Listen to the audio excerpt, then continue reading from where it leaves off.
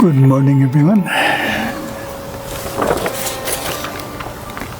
Continuing in Merging with Śiva, Chapter 3, entitled The Purpose of Life, drawn from the 1970 Master Course.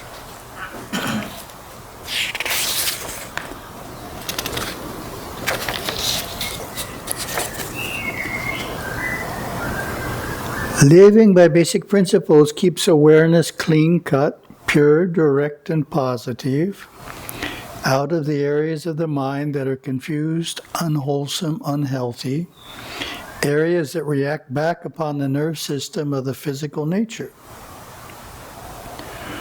When we are clean-cut, our perceptions are precise, we make our decisions from an up-down point of view, and our path through life is guided by each decision that we make. When we make a decision, it has its reaction. If we do not make a decision, that has a reaction too. For then decisions are made for us by circumstance, other people, situations, or confusion. The confusion becomes so intense that finally we're forced into a decision. When we become accustomed to making one decision after another from an up-down point of view, our lives are guided in a systematic, positive, clean-cut, beautiful way. Who does the guiding? You do, with your awakened perceptive faculties. Then we get lesson 20. Are you ready to turn inward? Basic principles for a good foundation in our lives can be established through consistency. The consistency and approach to what we are doing, a good habit pattern in living our life as we approach our inner life, the understanding of our inner life, the study of it, and the experience of it has to be on a day-to-day basis. That's one of Gurudev's masterful sentences there.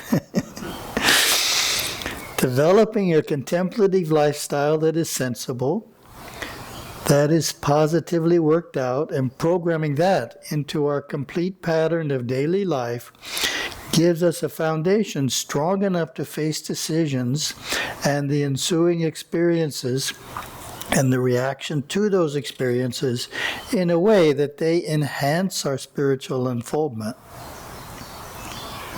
Remember, the lifestyle that we now have was programmed for us by mothers, fathers, religious leaders, teachers, people that we had just met along the way, and good friends.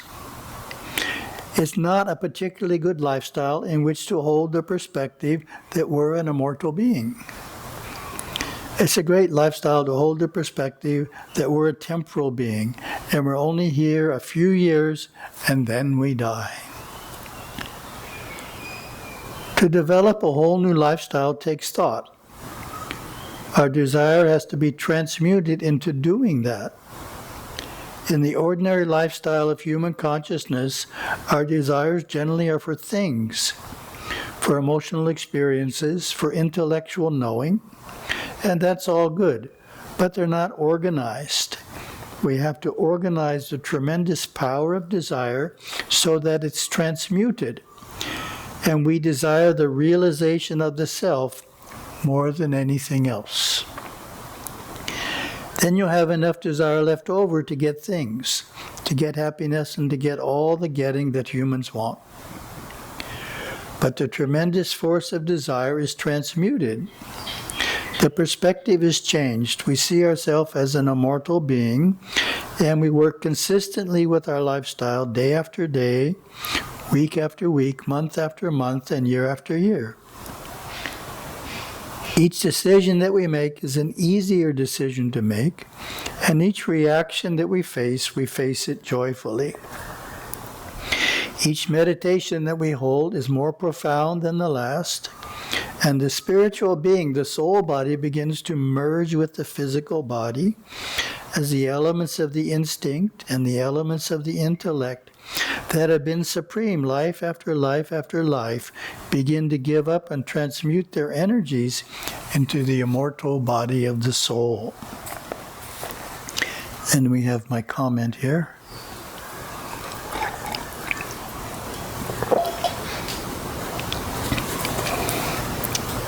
Notice that Gurudeva doesn't ask us to give up desire, but rather to transmute desire. Gurudeva gives this explanation of his idea elsewhere in Merging with Śiva. Desire is life, and the reason we desire things is because we are alive. Desire is energy expressing itself. My comment on that is, the only way you could get rid of desire would be to get rid of life. Even if the physical body has passed on, even if we don't have a physical body, we are still alive, still active, creative, and motivated by what? Desire. So trying to get rid of desire is not really a solution to the cycle of desire and fulfillment. Instead, Gurudeva is suggesting uplifting our consciousness and changing what we desire. That is how we solve the problem, by channeling or transmuting our energy, desiring things that are more refined. Instead of desiring just to make ourselves happy, we desire to make our family and friends happy too. That is a higher desire. Then we get lesson 21. On earth to realize the self. Look through your entire life and make a memo of each major experience in this life. Then surmise how many major experiences you have had for the last 10 lives. All the accumulated experiences have brought you to the point where you are now, ready to turn inward and realize your infinite being. They have all been good experiences. The reaction to the experience has also been good. It brought you to the point where you are, ready to sit down and say to yourself, who am I? Where did I come from? Where am I going? What is the power of that which has never changed, which I am and can feel in every cell of my body? Where does the clear white light come from? What is the underlying power of pure consciousness out of which awareness emerges? All of this and more too, you ask yourself and get answers from within yourself as your awareness as the lotus flower begins to unfold. Always try to remember the reason why you are here. You are here to separate awareness from that which it is aware of and gain your own independence, your liberation from the instinctive area of the mind. When we're in it, we believe that everything we're going through is us, the intellectual area of the mind. When we're attached and in it strongly, we believe that that is us. When we're in the superconscious area of the mind, awareness is detached from that which it is aware of. We see ourselves as the traveler, traveling through all areas of the mind, not getting stuck in any one area. Then we're here to go in, to take awareness off the surface of the earth into outer space, or out of the instinctive intellectual areas of the mind into pure superconsciousness, to the clear white light, so that it permeates every cell of the body.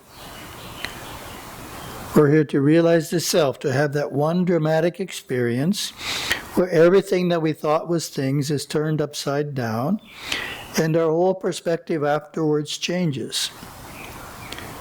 That is the purpose for living on this earth. That is the purpose for being here this very moment.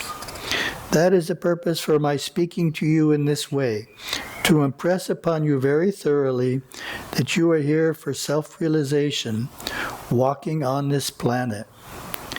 Get it, direct all your energies toward it, and then the tremendous power of desire will be for the one goal, not for the many goals toward which desires usually flow. When that happens, self-realization will come to you. It'll be very easy. One day, you will be self-realized. Then in the commentary we have a series of shum words that's related.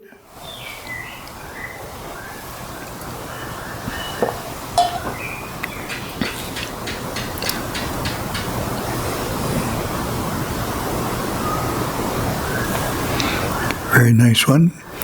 Ref Li, voice or sound containing thought. Sira Li, communication, projecting thought into another person's mind or that of a group.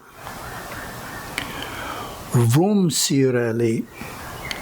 This portrait names the many currents that come out of the Simshumbi Sea and feed energy into the physical body. This is the Musi Machena energy that flows out through these currents. They are not always in use.